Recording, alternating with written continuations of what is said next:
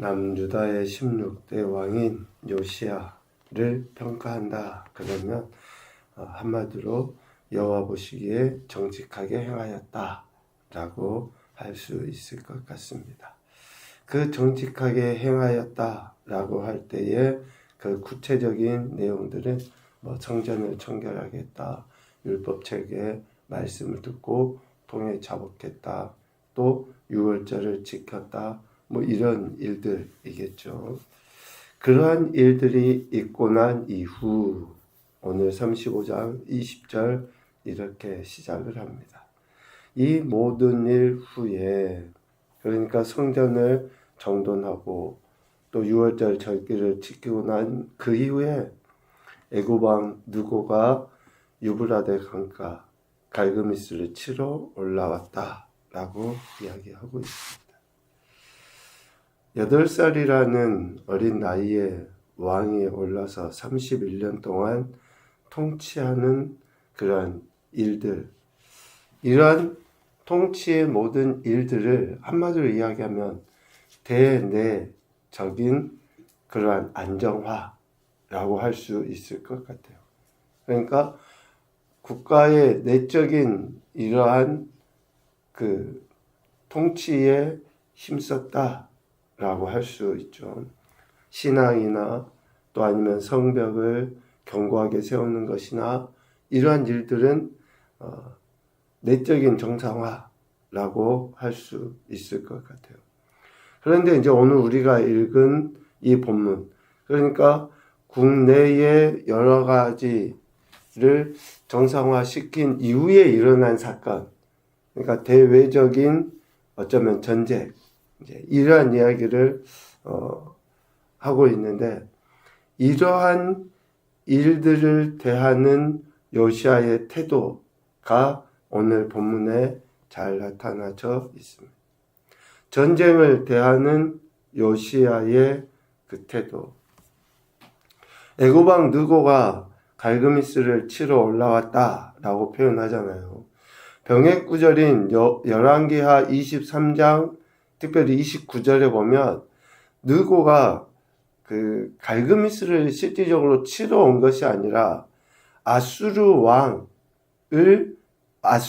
점령하기 위한 어쩌면 이렇게 그 통로, 또 아니면 그 갈그미스에서 아수르 왕과 싸우기 위한 하나의 교두보를 하기 위해서 지금 느고가 온 거예요.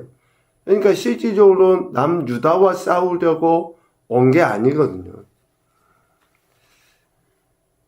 느고가 이렇게 그 남유다가 아니라 아수르와 싸우러 왔다고 하는 것을 오늘 21절에 분명히 표현을 하거든요. 그런데 지금 요시야는 그 말을 제대로 받아들이지를 않죠. 느고가 올라온 것을 가지고 오늘 20절 말미에 보니까 요시야가 나가서 방비하였다 라고 이야기해요. 이 방비하였다 라고 하는 그 말의 의미 속에는 애굽 왕 느고에 대한, 즉 애굽 왕에 대한 적대적인 감정이 많이 있는 거예요.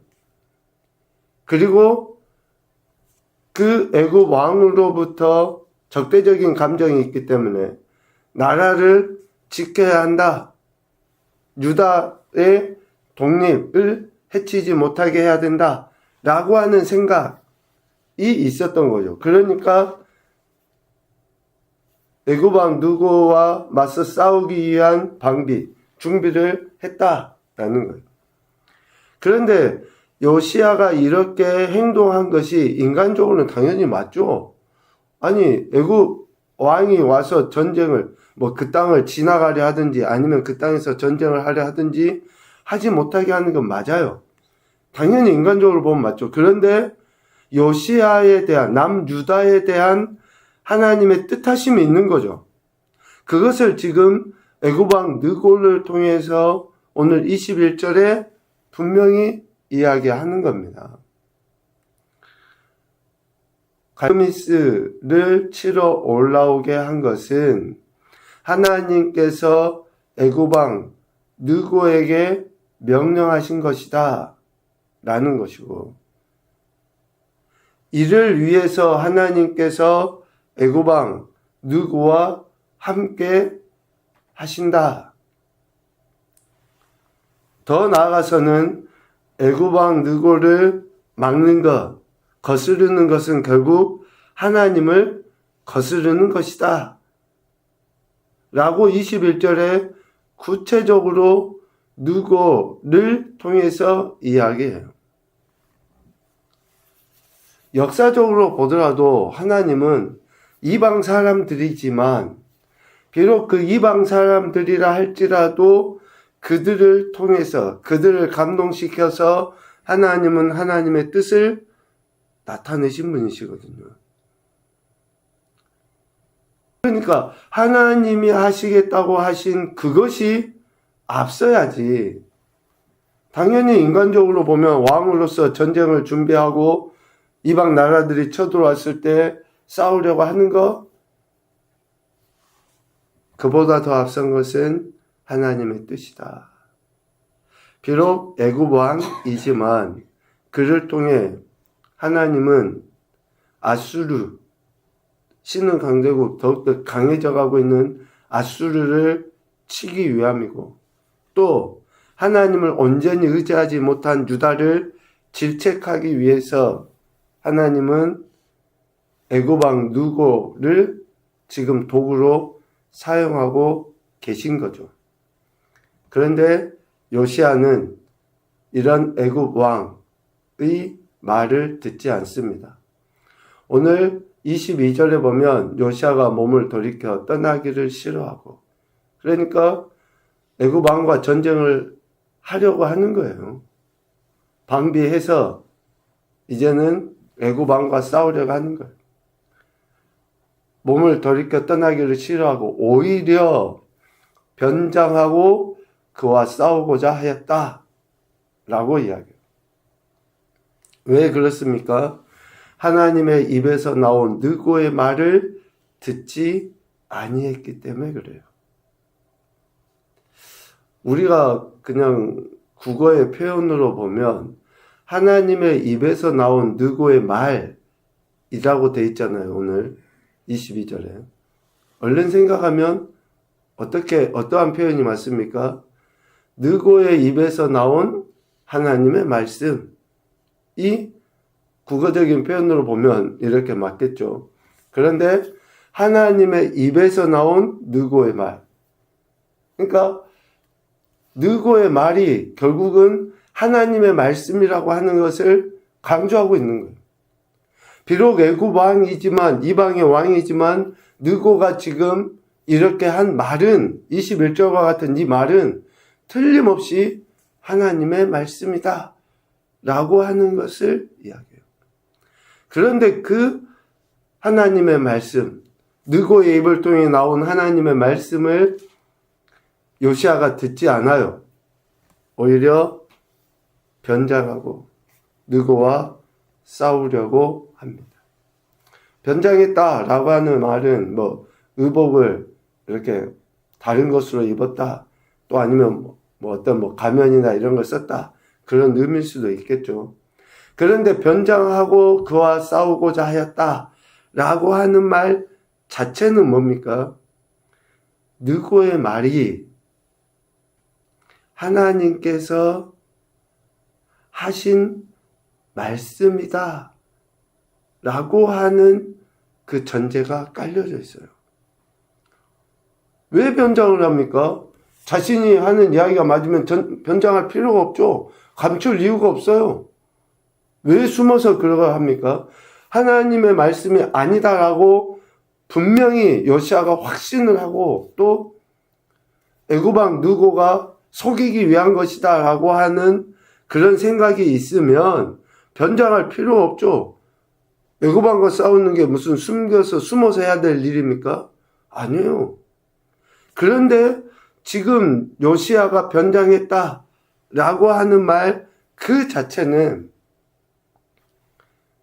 느고의 입에서 나온 것이 단순히 느고가 교란시키기 위해서, 또 느고가 여샤와 남유다를 현혹시켜 정복하기 위한 그러한 말이 아니라 하나님이 하신 말씀이다라고 하는 것을 요시아도 알았다는 거죠.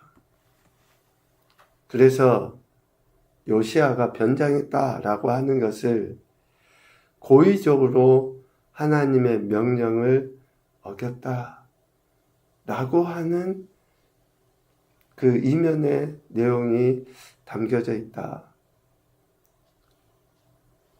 그러니까 변장하고 싸웠다라고 하는 것은 결국 하나님의 뜻을 거역한 그러한 요시아의 인생 말미의 모습을 나타내 보여주고 있습니다.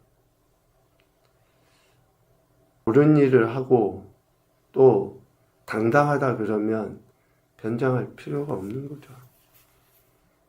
죽으면 죽으리라는 심정으로 당당하게 나가서 싸우는 거죠. 결국 요시아는 무기또 골짜기에 이르러 애굽 왕과 싸우다가 활 쏘는 자의 활에 중상을 입고 그 이후에 죽게 됩니다.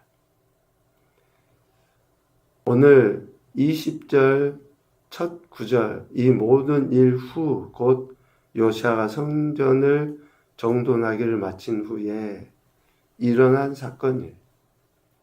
우리가 하나님의 일을 하고 하나님의 영광을 드러내고 또 어쩌면 많은 은혜도 경험하고 주기도 하고 받기도 하고 뭔가 이루었다라고 할 그때에 전쟁이 일어나게 되기도 하고 내적인 외적인 그런 갈등들이 있기도 하고 할 때에 이런 상황 속에서 하나님의 말씀을 들을 수 있는 귀가 있어야 돼요.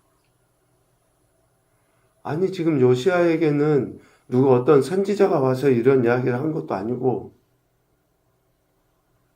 또 하다못해 유다 백성 중에 누가 와서 한 이야기도 아니라 자신과 싸우려고 하는, 그러니까 요시아가 받아들이기에는 지금 자신과 원수지간에 있는 그 사람이 한 이야기예요. 그 사람이. 그 사람의 입을 통해서 하나님이 말씀하고 계신다고. 이게 요시아 입장에서는 받아들이기가 어려운 거죠. 그러니까 우리는 어린 아이를 통해서도 하나님은 우리에게 말씀하고 계신다는 거. 나와 좀 불편한 관계에 있는 사람을 통해서도 하나님은 하나님의 말씀을 지금 내게 하고 계신다는 거.